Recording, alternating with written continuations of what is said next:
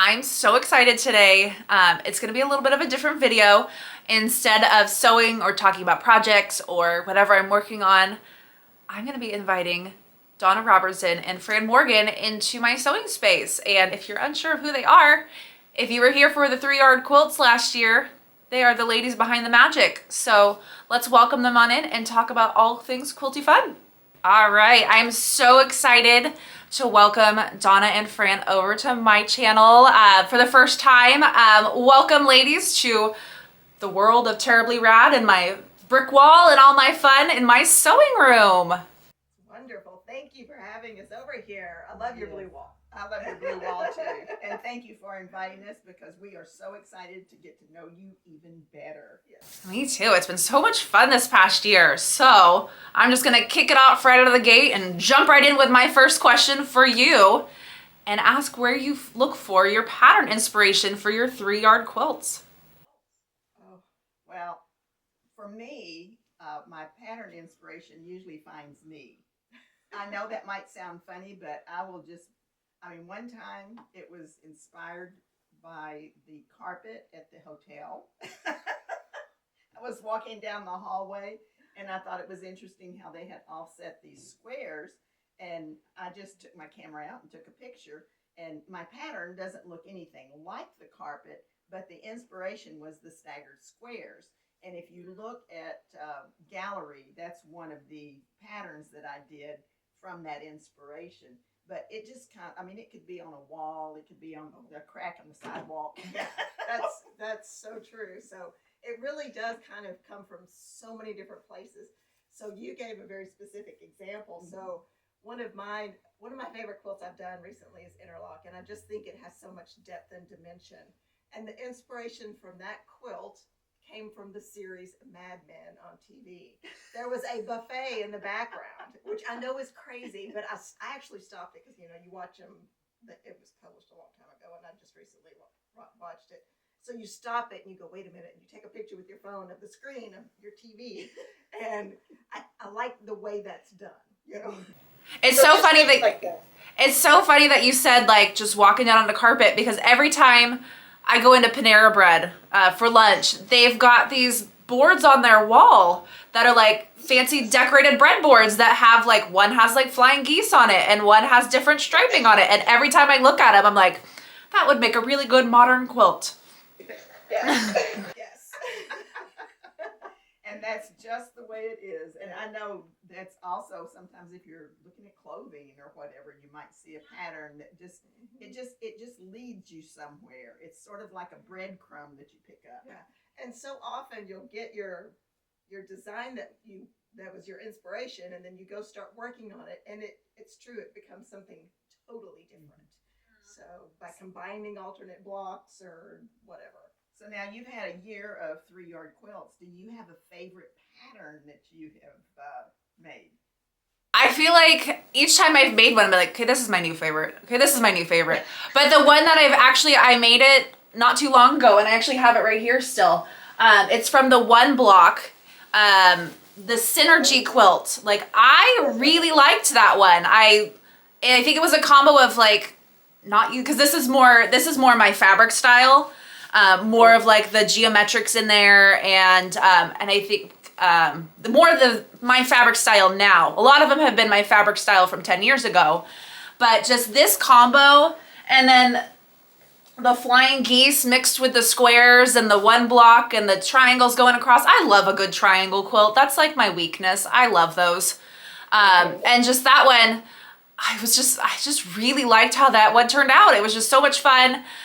To kind of play around and once I made it, I was kind of thinking, I was like, hey, what other ways could I remake this? Or what other ways would I do this? Or how could I make it scrappy? And kind of different wheels turning to see how I could take that pattern and just kind of rework it and give it different versions of life. And even though every time I've made a video, I'm like, all right, guys, we got more half square triangles now. But in the end, I end up loving them. And it's like, hey, obviously half square triangles exist because we love them so much. It's obviously, they're a great little asset to patterns and designs and everything. And so that one was probably one of my favorites so far that, because obviously I've got more coming in my life, I feel like. So Synergy was a great one to kind of come towards the end of my year of the 3-yard quilts, and I'm so glad that I was able to use it in there. That's awesome. That is great.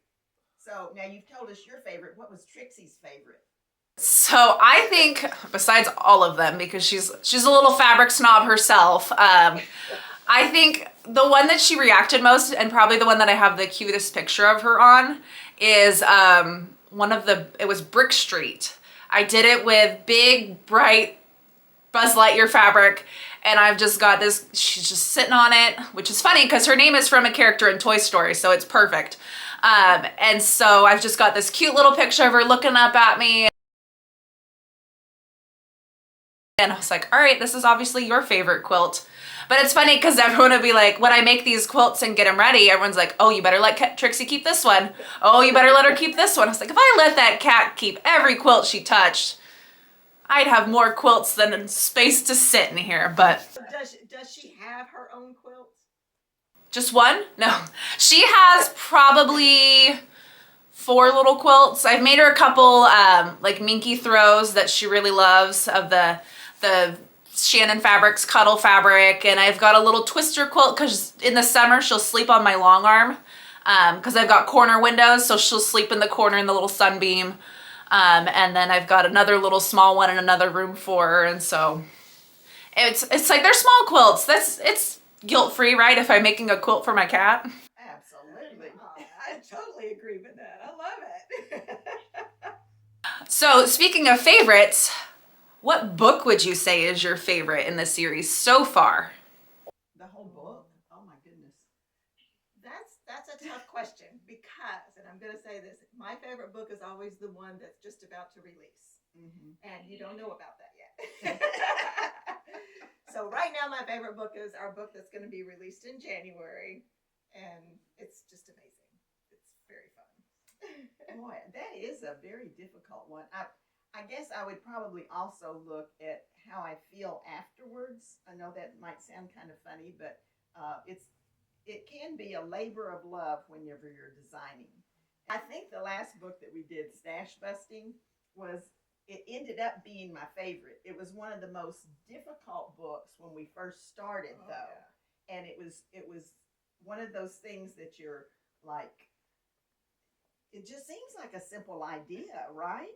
And then you start trying to design, and it was like, oh my gosh. And I told Fran, I said, this is harder than I thought it was going to be. But after we got on a roll with Stash Busters, and when it finished, I loved it. It was wonderful. And so I started the next book, which also cannot be named yet. But when I started the next one, the very first quilt I did, I laughed and I called Fran and I said, you'll never believe this. I just designed a 1-block Stash Buster.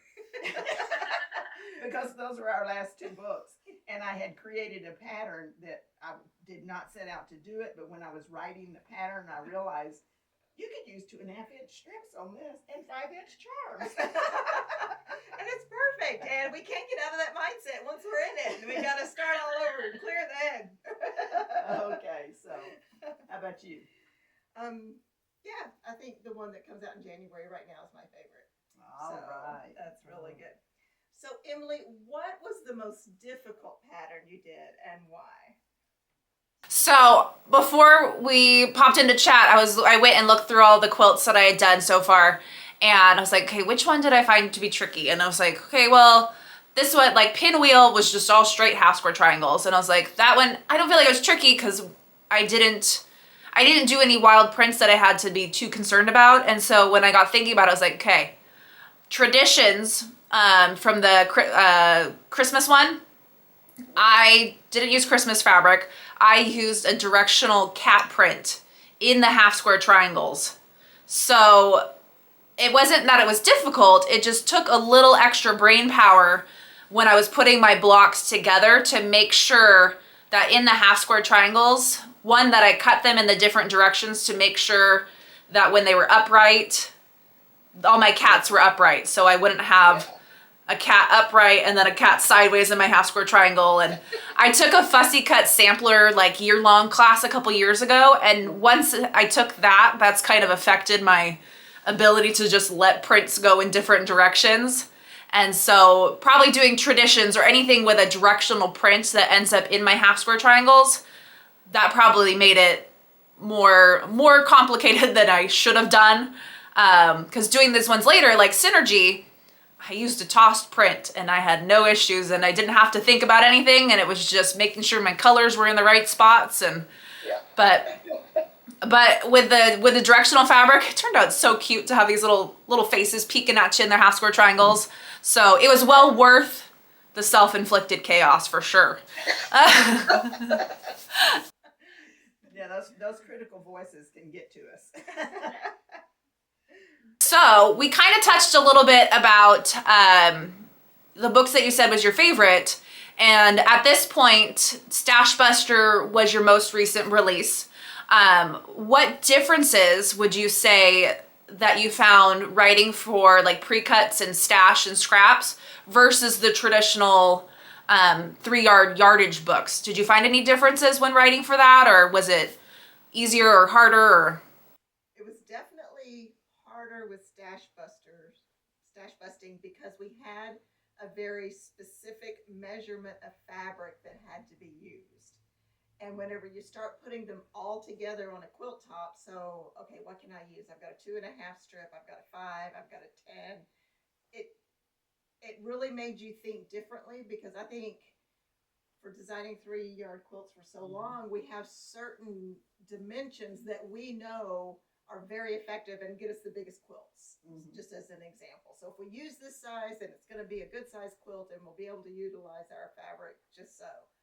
So we had to change our thinking in order to do that. And it really challenged me to say, oh, I can't do a 1.5-inch strip, or I can't cut a 9-inch block. I've got to cut a 10-inch block or a 5-inch block. And it just kind of made me think very different on how we're working.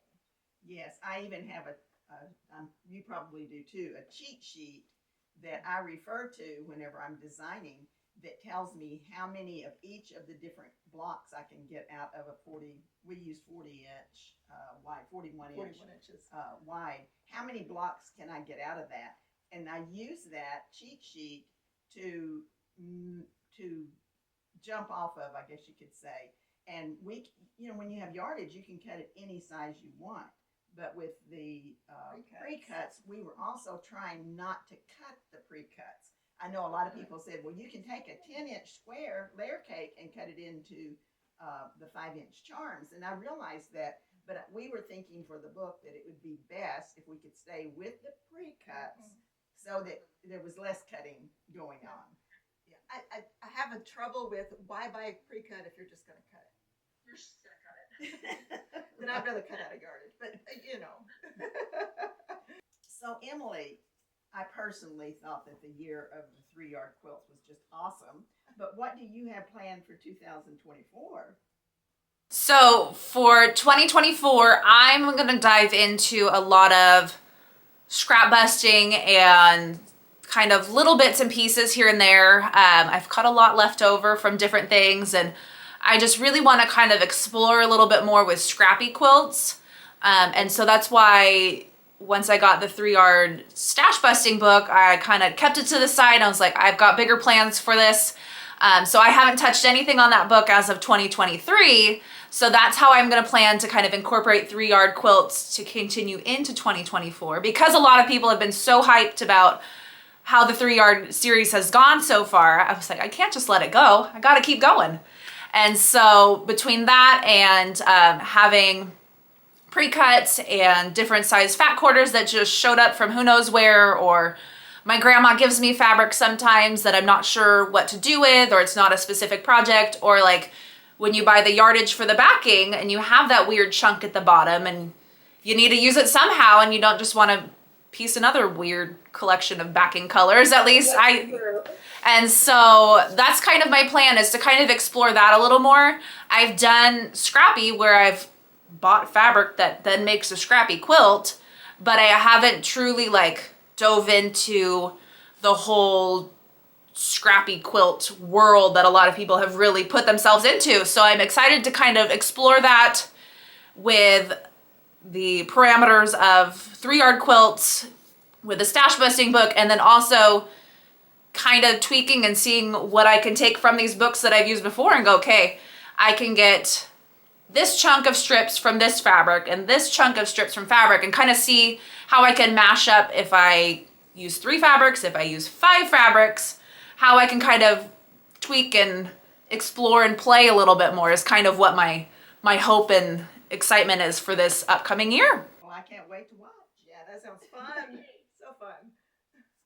Well, thank you all for coming out here to California for a little bit and hanging out with me and kind of chatting. It's always so much fun to talk to different quilters and kind of see what turns their wheels and see how alike we are and see how we can kind of take ideas from each other. So thanks for coming out and hanging out with me today. Thanks for having us. We really appreciate it. Yes, we do. Thank you so much. You've been an inspiration to us as well. And good luck all of 2024. Thank you. You too. Thanks. Bye-bye. Wasn't that so much fun? I had such a great time getting to chat with them and know them and have so much fun with those questions. But if you found yourself wanting more, head on over to Fabric Cafe's channel to get a little bit more of our conversation together and more of our quilty fun chat. And so with that, I'll see you again next time.